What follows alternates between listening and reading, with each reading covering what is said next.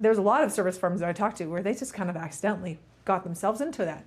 And then years later they realize, wow, like this really can't go beyond me. I don't know how to get myself out of this. And essentially what's happening is that their firm has been put into a position where their positioning is keeping them from being sustainable. The typical way that firms are positioning is making them into a commodity.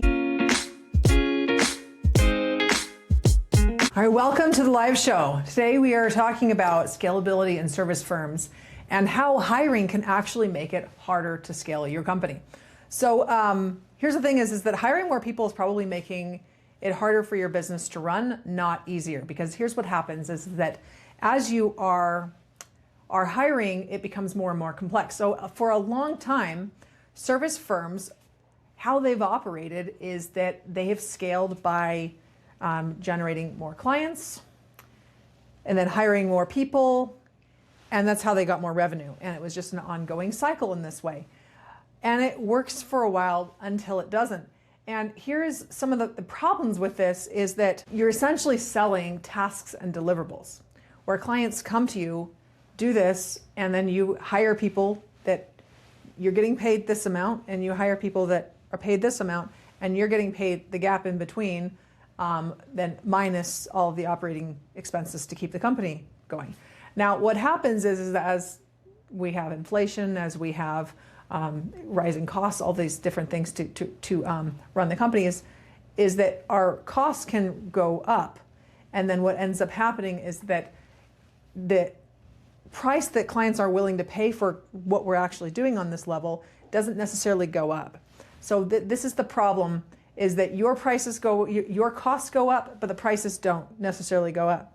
And a lot of people will think, well, I just need to raise my prices. So they go and try to raise their prices, but they're only able to do a little amount, and it's not enough to make the difference. So ultimately it creates an unsustainable business model. And this is where a lot of people will say that service-based companies, it's a dead-end business and they're not scalable, and it's really pretty frustrating place to be. And here's the thing is that service-based firms really, they have a lot of advantages. One, they're some of the easier companies to start. You have a lot of knowledge, you start the company and you're off to the races. And if you have a great deal of expertise, you can actually be able to generate quite a bit of profit based upon what you already have, right? And it's an easier business to start. There's a lot of service firms that I talk to where they just kind of accidentally got themselves into that. And then years later they realize, wow, like this really can't go beyond me. I don't know how to get myself out of this. And essentially what's happening is that their firm has been put into a position where their positioning is keeping them from being sustainable. So the typical way that firms are positioning is making them into a commodity and making clients be willing to pay only a certain amount, even if you're doing really exceptional work. And let me describe what that looks like. I have a chart here, and it shows the different tiers. You can see this, okay, there's little cat scratches on it. But ultimately we have 4 different tiers, and I'm gonna show the 4th tier here for a moment. And then I'm not going to show it after a while because this is not that important. But tier 4 is where a lot of companies live. And this is where you're coming in and it's very transactional. You want something done, it gets done. And typically it's cheap, and it's seen as very transactional. And then level 3, and this is where you're getting into where a lot of service firms live. These are very good service. They're very best services, and a lot of times their websites look very polished. They have good reputation for doing good service, good work, good quality. But here's the problem: is that this is good work that's not necessarily tied to any results. And so what can happen is that the work that you're doing may actually cost more to do than the result or the impact that it drives for the client. And a lot of times you don't actually, that information is not apparent to you. You don't actually know what they're actually getting out of the work. So it can make it very difficult for you to price your services. So what do you end up doing? A lot of times you price your services based upon it's based upon the the tasks and the deliverables, not necessarily the outcomes, because you're pretty unaware of that. Your work is around good quality, right? And then the next level is tier 2, and tier 2 is where you start getting into the ROI-driven kind of services. And they're like, well, we can generate this ROI. You're known for generating ROI from these kind of services, so you're known for ROI. But here's the problem with it, is that they can generate results, and they generate really good results. But the problem is that sometimes they do and sometimes they don't. It kind of goes on a bell curve. They don't really know when it's going to really be going to take off and when it's not. And then what ends up happening is that results can be hit or miss, depending on whether they give you the budget, whether you get the buy-in from the client, whether you get access to the C-suite to be able to help make those decisions. But it depends on a lot of factors. It depends on a lot of factors. These are great firms, though. And then you have tier 1 firms. These are the really top-level growth partner firms, where they're no longer, yes, they're solving a problem, but companies come to them for a defined future state, where they're actually able to show this future state and what's possible when they solve certain problems. So at this state, they're starting to solve problems. At this state, they are solving problems and generating real outcomes that they can actually define and say, this is what your company is going to look like. Just an example, this is one of our clients. We were going through and looking at, like, what is an ideal use case for your services, and what kind of results can they get? And she's like, well, it depends. And I'm like, yeah, I understand it depends. Now, but give me an example of a specific kind of client. And she's like, well, they're a mid-market brand. And she started using some of this jargon. And I'm like, well, wait, what does that even mean? Like, what kind of companies are they? And then she started getting into the type of company. Let's say that it's SaaS. That wasn't actually SaaS, but I don't want to give out any information about her company. So let's imagine it's SaaS. I'm like, okay, well, if they have, maybe I'll use a different example than SaaS because I want to actually show the locations. Let's say it was pest control. It's a pest control company, well, this pest control company wants to be able to grow, but they can't. They can't grow anymore. So I'm like, okay, that's a problem, but how can we be more specific? Where are they actually at? What is the problem? Well, actually they're at six locations and they want to get to 30 locations. Okay, all right, we're getting more specific. Pest control companies that have 6 locations and they want to get to 30 locations. And then we started breaking it down and saying what is actually possible. Well, you know what? They could generate another $500,000 per location. So then we broke it down and said, okay, well, how many locations on there? Well, in this particular client, it's actually 10. There's actually 10 locations in this client we're thinking about. So we're like, okay, well, then you multiply 5 times 10. Now you have a $5 million impact. You're just like, okay, well, that's awesome. So they invest a certain amount of money with you, and over the course of 18 to 24 months, they're going to be able to generate an additional $5 million. All right, well, that sounds good. She's like, well, except for the problem is they're not very profitable. I'm like, okay, well, how profitable they are right now? She's like, well, I don't really know. It depends. I'm like, okay, wait, let's talk about what does that actually mean? It depends. She's like, well, a lot of them aren't making any money. So like, okay, well, do we want to sit, let's say 2%? Does that seem about right? She's like, that's probably generous.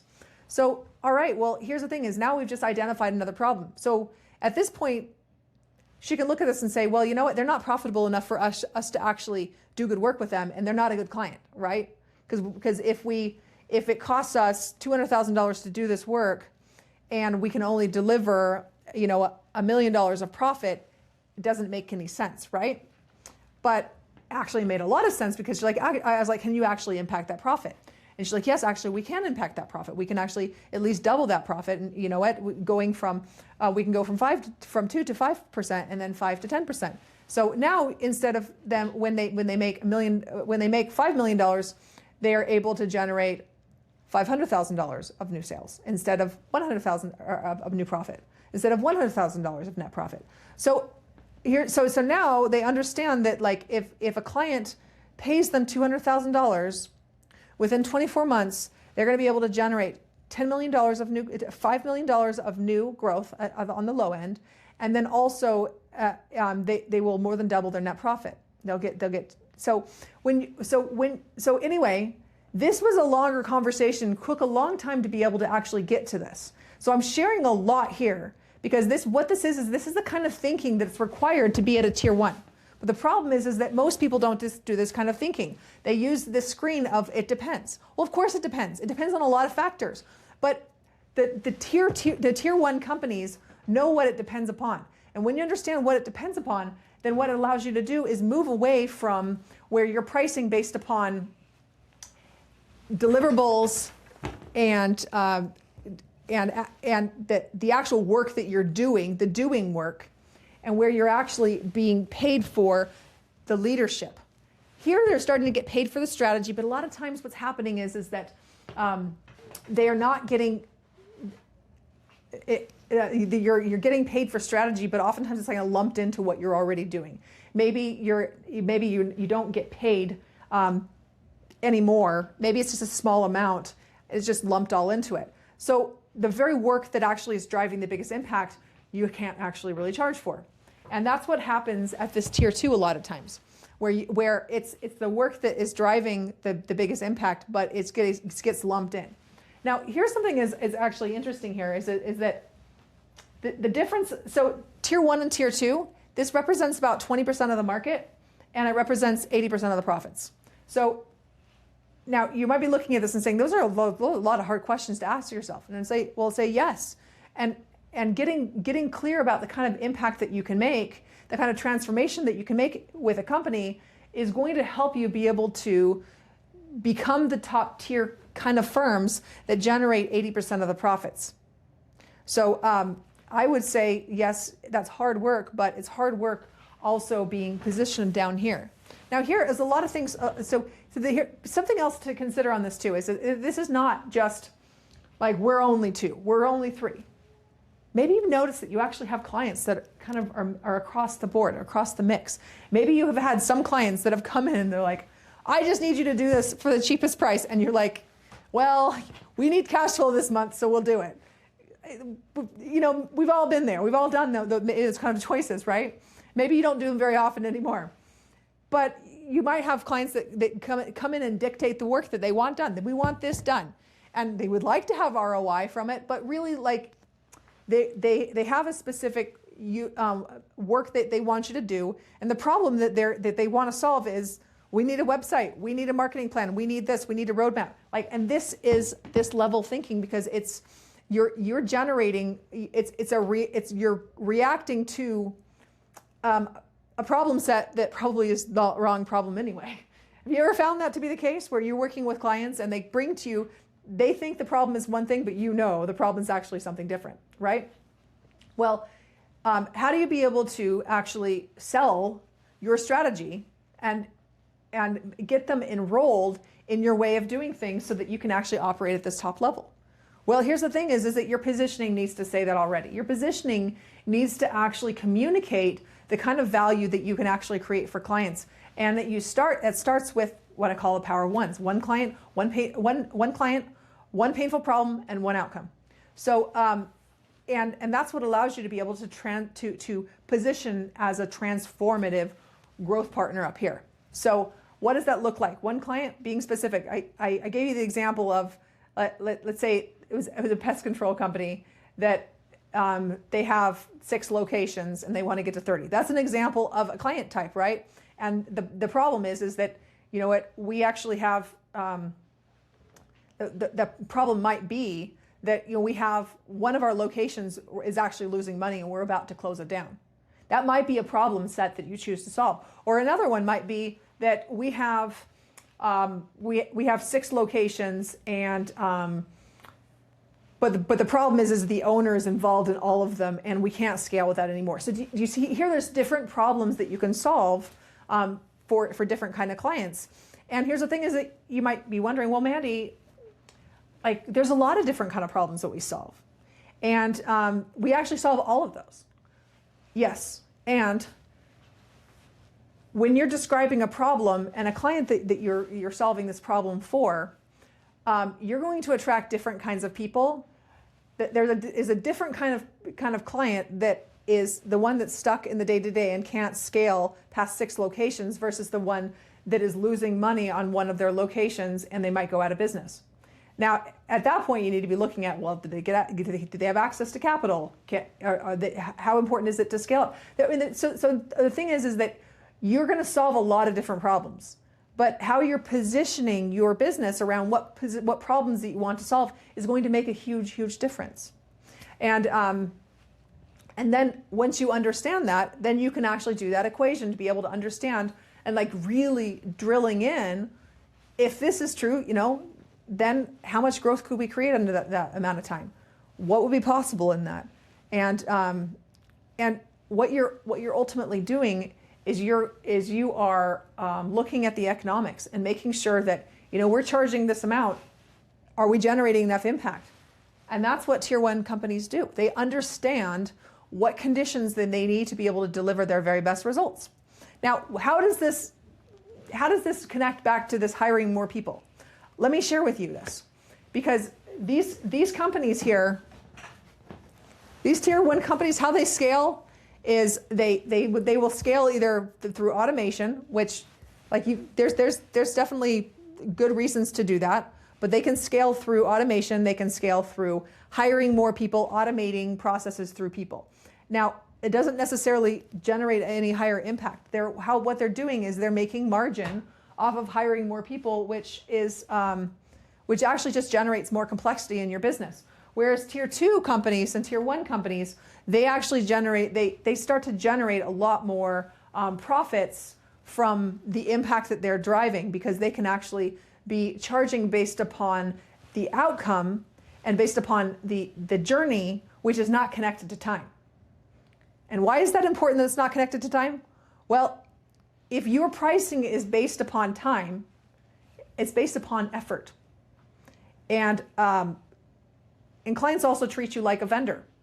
And the other challenge around this is that margins will flatten, because ultimately you just have to stack up more and more people, build more and more infrastructure, and you're creating more complexity in your business.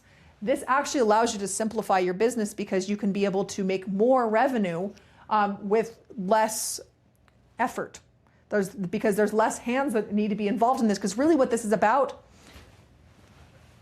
it's about leading a transformation. And what does that mean? So what is actual, here's a way that I've heard leadership described as. Leadership is making things happen that wouldn't have happened without you. Leadership is making things happen that would not have happened without you. That doesn't mean that you have to do the work. It means that your energy and your words, like who you are being, is creating a situation and a circumstance in that the change is able to happen because you're there. You're making things happen that wouldn't have happened without you. And another way to put that is responsibility. So there's something else that happens with this chart here, is that the level of responsibility goes from like no responsibility, this is transactional, all the way up to taking supreme responsibility.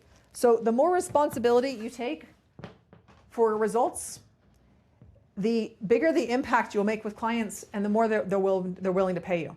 When you're able to generate more results, and then when you're able to then fill your website chock full of really amazing case studies, then what it does is it creates this flywheel where when you have where you can use this to attract more of the right type of clients. You can use this to build a really good use case, a really good case for when you have a client that's coming to you. I'm going to use that example again of the 6 locations for the pest control. Is that if you go and reach out to pest control companies and you describe the kind of problem that they're facing, maybe one of their locations is going down, right? And you speaking directly to that painful problem, like you're going to get their attention because they have that problem. They're looking for solutions. And then when you have that conversation with them, and when you're able to map out the journey and what it's going to look like for their company over the next 12 to 18 months, or 18 to 24 months, whatever the timeline is for your transformation. But when you can actually show them this is what it's going to look like, you are a top expert. You're not just a service provider. You're not a vendor. You're not getting paid on your hours or on your effort. You're getting paid on the transformation. And here's the great thing about this is that you can actually codify this into a system that your team can actually deliver without you. So what it means is it allows you to be able to scale quality and scale results with less and less reliance on you. And this is what allows you to be able to go to beef up the value, not just the value, but the perceived value. What real value is when the client perceives it, and then you can dramatically lower the risk, the perceived risk. And when you have high value and high risk and low risk, you have this huge amount of gap here where this is where your pricing elasticity is. But unfortunately, most companies, the clients see them in one of these different categories that are lower. So they might be doing tier 1 work. They might be doing tier 2 work. But if they are being paid as a tier 3 service firm, then what ends up happening is that you are seen as too risky from your prospects to pay a higher price point. So they see you as this, they pay you as this, even if you do this level of work. Now, we had a conversation today. It was interesting, and I asked our group, like, is this fair? And they're like, no. I'm like, really? Is this fair, really? I said, I would put to you that's absolutely fair. This is absolutely fair. Because at this level right here, if your clients see you at this level, that's what they're saying is they see you at this level of risk. So our opportunity here is to be able to change the conversation, is to be able to build the enrollment and the buy-in before you ever even have a conversation with them. Now, how do you do that?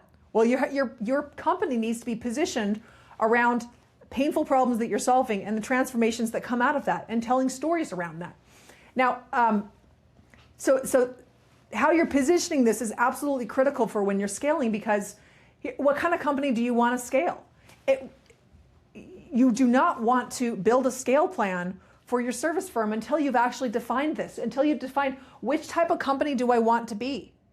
Because if you're getting paid at a tier 1, a tier 3 because you're seen as a tier 3, and you're delivering work at a tier 1 and tier 2, like that's not sustainable, right?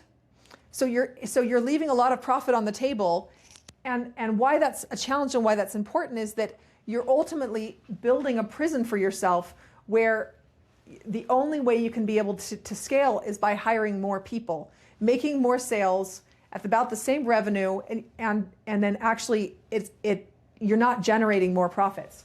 So let me share with you another way of looking at this. I'm going to draw another chart. I like to draw.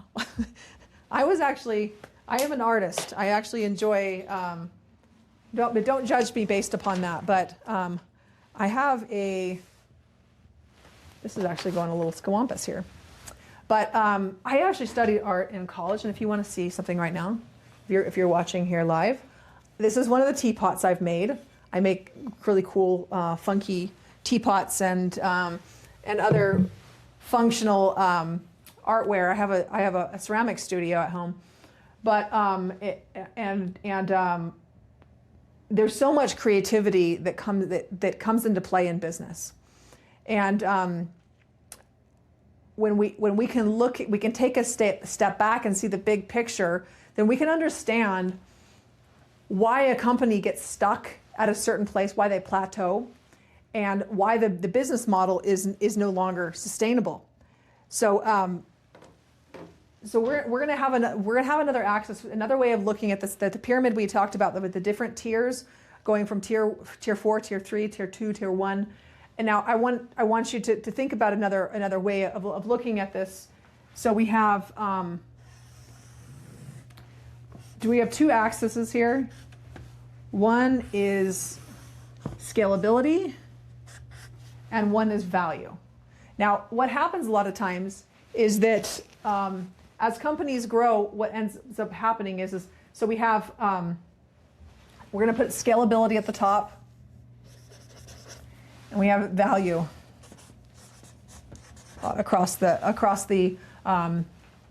x-axis. We have value, and across the y-axis we have scale. So we have high scale, then we have low scalability. Just put an S there for that. And then we have high value, and then we have lower value. And what ends up happening is like on the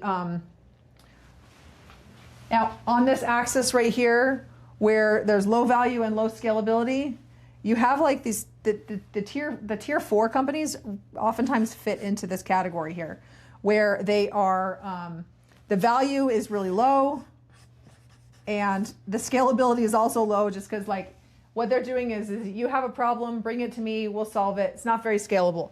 So the value is low and also the scalability is low. And what this ultimately means is that your profit's also low. So basically this is a company that just is, they don't have a lot going for them, and that's a tier 4. So I'm just going to exit this out here because this is obviously, maybe I'll do it in a dark color, but this is obviously not a business you want to run. This is a commodity business. It's a very extreme commodity business. And then you have over here, you have quadrant 3, where you have a high amount of value, you have a low amount of scalability, and this can be a generally pretty profitable company actually, but it's a company that's very dependent on the business owner. And what we have here is the boutique, and the boutique can fit anywhere in between. The tier 2, tier 3 can be the boutique, but and then you also have highly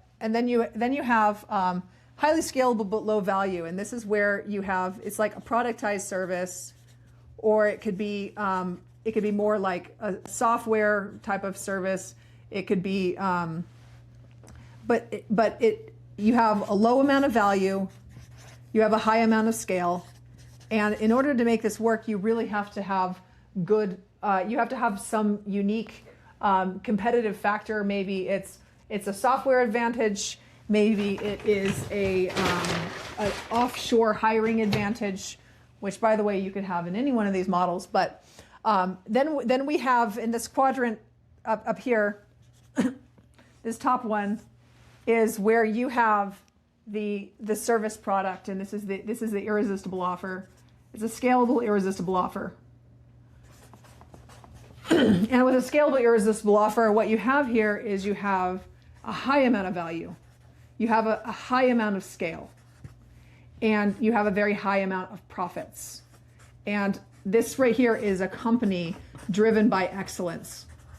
Now, here's the thing: is the boutique company is also driven by excellence too, but the problem is it's not scalable. And by the way, in the boutique, anything on this side right here, the scalable irresistible offer and the boutique, you can find that in the tier 1s. So tier 1 firms can exist here. Tier 1 firms cannot exist where the value is low though. So, but it's just a matter of like, how do I be able to scale my tier 1, my tier 2 company? Or if I'm getting paid at a tier 3, how do I be able to position as these higher level companies? Now, here's the thing: is that a boutique company, I mean, as far as it giving you a lot of freedom and building you wealth, you can build a lot of wealth with this, and it could be a really good business model. But just know that it's a business that you're going to be quite stuck in, and there's advantages to it. But what if you could take all that you know from this boutique company, this really amazing services that you're generating great results for, and if you're able to codify it into a scalable, irresistible offer where clients are willing to pay a high price point, oftentimes a higher price point, but it's really about them generating a great deal of value, and it being scalable and it being a lot more profitable too. So this is what's possible when you have a scalable, irresistible offer. And now, if it is scalable as far as being very clear on the problem that you're solving, the outcome that you're solving, the client you're solving it for, is that a company that is easier to operationalize around rather than this boutique? A boutique company where clients come in with any different kind of problem, and that's kind of where you're in the category of what kind of results can you create, and you don't really know. But when you have narrowed your focus, when you've gotten really clear on what kind of results you can create under what conditions, that's when you can really elevate into this really outstanding company, that a tier 1 company that is also scalable. And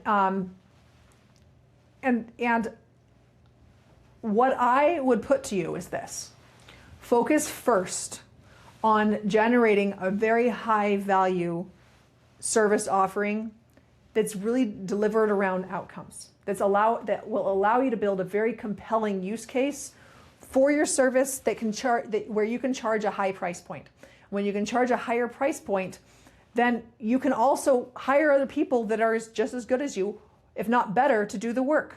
But here's the other thing about that too, is when you have defined that type of outcome, you can also find more scalable ways to do this, and you can continually find more and more scalable ways to continue taking this business. And I've seen this be the case with clients that we have worked with on this, where I've had some clients who they have $1 million offer that they were able to have run completely without them. And 90% of it was actually driven by a process. 90% of $1 million service. Isn't that crazy? I actually thought that was exceeded my expectations. What a benchmark I would put to is 80%. If you can get 80% of it process driven and you get 20% of it based upon a framework, then you can actually build a lot of scale in that. And then it allows you to be able to build a boutique-like company that actually is scalable. So, so in conclusion, hiring more people is going to create more chaos in your company until you have defined this. I'm not saying don't hire anyone, but what I am saying is that when you're hiring, it is creating more complexity in your business. And if there isn't a very clear defined growth path where you're taking the company, it's going to actually hurt your profit. It's going to create more stress for you. And it will ultimately take you further away from a business that is run with freedom, that you're really proud of building and growing. And ultimately, that's really what we're about, right? We started a business because we wanted to make impact. We wanted to also make financial impact for ourselves, right? And you deserve to become wealthy based upon the risks that you've taken building your company and based upon the impact that you're making in the world. So this, I've just shown you how to make more impact. I've just shown you when you do this, it allows you to be able to build more wealth for you. We've had a lot of clients that we've helped do this. I've done this for myself as well. If you're listening to this and you're saying, hey, I would love to know how I can be able to build a scalable company around being a tier 2 or tier 1 type of firm, how can I do that? How can I get positioned for clients to be able to see us that so that we stop getting paid at the tier 3 level or the tier 2 level and we really start getting paid at the tier 1 level? Well, I'm going to invite you to have a session with our team, a clarity session, where we'll actually look at what is in the way of you being able to have the positioning like that in your own firm. And that it's a really incredible process. We've walked hundreds of companies through it. We've consulted with thousands on this issue as well. We've seen a lot of things in the market that knows that we know why it works and under what conditions, and we'll be happy to take a look at your company and tell you exactly what we see. So if you are interested in having that session with us, you can apply for that by going to handsoffceo.com/scale. That's handsoffceo.com/scale. And thanks for tuning in. It's been a pleasure to be able to share this information with you and to share what it takes to be able to build more freedom and more wealth in your business. It's Mandi Ellefson from Hands Off CEO signing off.